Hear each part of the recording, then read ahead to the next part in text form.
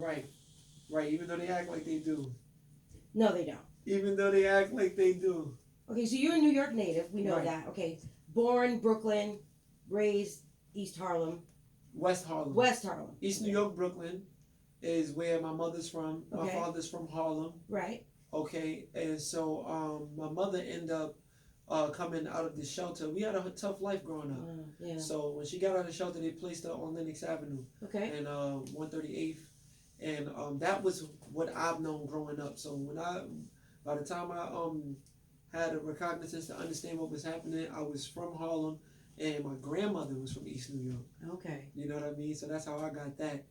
And so we was out in East New York every weekend, every summer with our cousins, getting our life. And in school, we get our life in Harlem. So, of course, you know, that's it's like the best of both worlds to me. I'm so glad I'm from both places. There's so much culture in Harlem and in Brooklyn, so you got the best of both worlds. Now, a lot of people don't know that you have a famous father. Yes. So tell us a little bit about that. All right. So my dad was a part of the legendary Rocksteady crew. Shut up. And yes, you know, so shout out to the Rocksteady crew. Right, right. You know, for those who was around for that time, much love and respect. Mm-hmm. Those who do their history, Rocksteady crew was one of the more prominent crews back in the day that put on for hip hop itself when it was still gaining its identity. Before it was a multi-billion-dollar company or idea, it was just culture from the streets. So my dad was there for that. And nobody even knew what hip hop was back then. Nobody knew. It was just a name. It sounded strange. Right. But it was, you're right, it was a culture. It was dance, music, you know, blend of African beats with, you know, the Zulu Nation, African Bambaataa was, back, you know, that was back in the day. Right. Kool Herc. Right. You know what I mean? And, you know, right around the time these crews started, these DJs started getting picked up, or even MCs started getting picked up by labels and things like that. It was just break beats and dancing. That's it. Break beats and dancing, the park, the big speakers.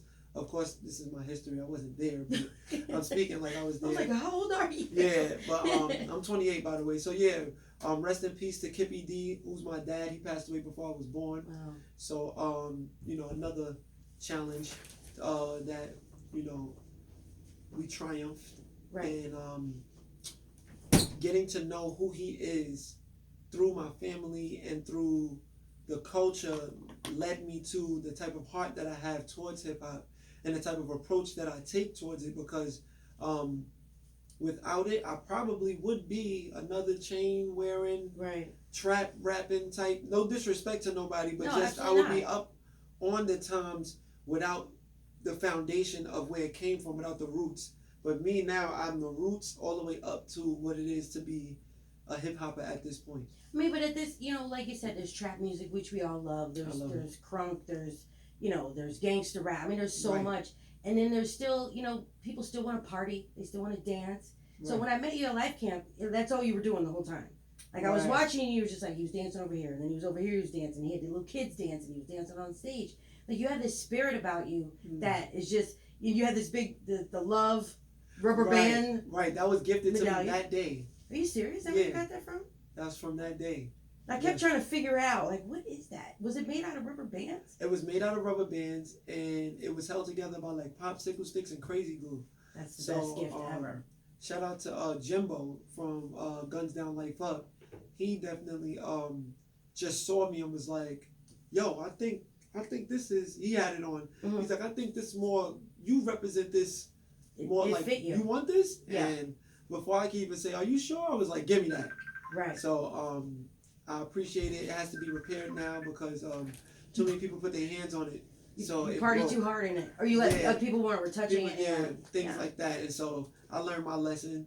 If you give your love away, it can be broken. So I'm getting it repaired, but it's fine. It was a moment. yeah, it's fine. When it happened, I was like, I knew I shouldn't have never let all these people touch this. Yeah, so touch now my love. Right. When I get it back, I'm gonna be protective of my love. I have a question.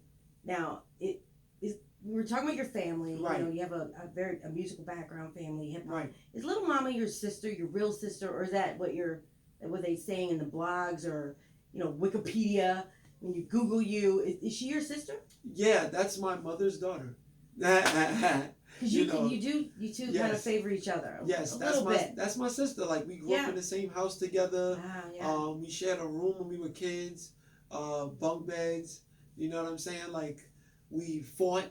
You know, we shared that's what strawberry shortcakes. It was 2 for $1. Right. You know what I'm saying? Like we ate out of the same bowl. You were We cooked in the same refrigerator. Like everything that it is to be a sibling for sure. We are that, and the beautiful thing about that is the reason why it's not so broadcasted was by choice. Mm-hmm. Coming up, we were so much bunched together in survival mode that by the time we got a chance to breathe, and by the time we got a chance to breathe, my mother had passed away from colon cancer. Oh no! I was about 16 years old, and it took us a while to get back on the same page. Right. Our whole family, mm-hmm. but our intermediate family, it was definitely harder for us because just that foundation, and she's the only girl from my mother, so she took it really hard. Like it's very emotional, and we had our falling outs, we had our very big downs, like, and so in that I said, you know what, I don't need to try to do, and because we're so musically inclined, I'm going for the same dream. Like mm-hmm. she's already manifested a part of it, so it's like I need to like give enough space to be her brother. Right. And so I went on to be my own artist. I mean, you still have to be a normal person. You still have to have a normal life. I think that keeps you grounded. Yeah. Like you have to be a sibling. You have to be somebody's child, and a cousin, a family member. You have to have that part of your life. You have to, because I think that's what's going to carry you on to be more successful, because you are a grounded person. Absolutely. And I don't think we practiced that though. We didn't practice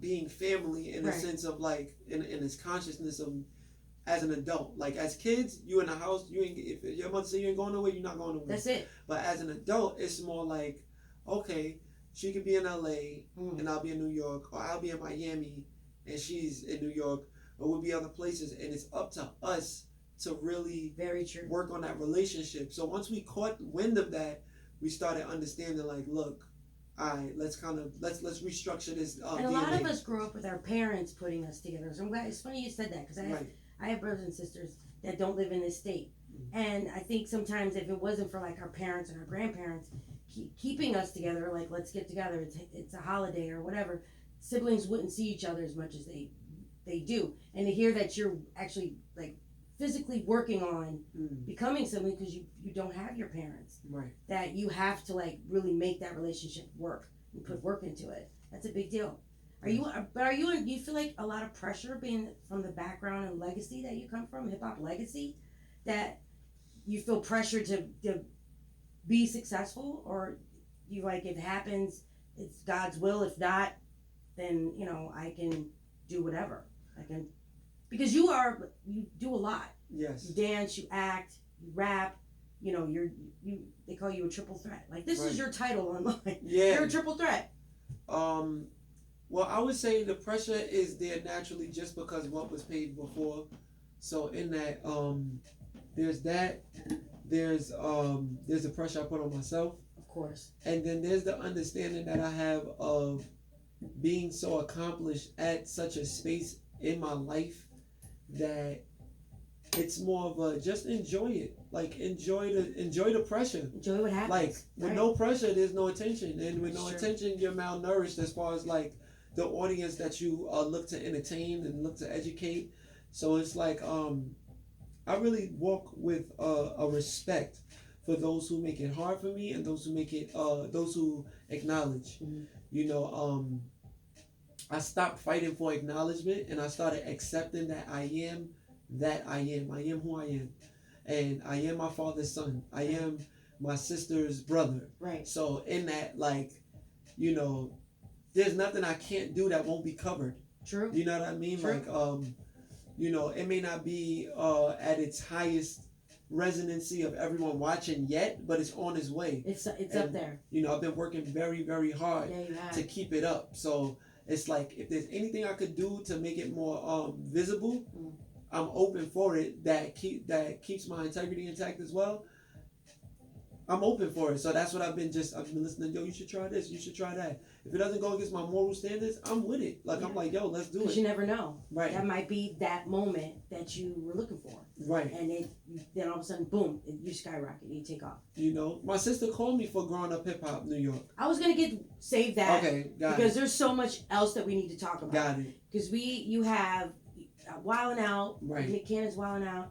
You have Growing Up Hip Hop New York. Right. With all of the legacy kids. Right. From just generation. I mean, Powerful. it's amazing. I was shocked at how many kids were in there that were from rap stars. Like, you know, we have, who was in there? Ja Rule's kids, Yep. Fat Joe, Yep. Rev Run, Flavor Flav, Mm-hmm. Kid Capri, Irv Gotti, Charlie Baltimore. Oh my God. She looks just like her. I couldn't take it. And old Dirty Bastard, young Dirty Bastard. Yes. Yo, I love his family. Yeah. I love ODB. I thank you for your family. His family is so genuine. Yeah. Oh man, I don't want to get emotional, but like, I feel for them, We're and they dope. Anyhow, I know. We're going to talk about that because there's so much that was, because we're going to talk about some stuff that because I watched it last night. And we're going to talk about some stuff that and we're kind of some funny moments when you like Google platonic, but we'll get right. We'll get into that. You brought some music because we also want to get into music and your acting and everything that you're doing. Two big songs that I noticed that you did, Queen. Yes. Which was, tell us a little about that song. So Queen is really like a passion piece. Like, what was it? One of my friends played.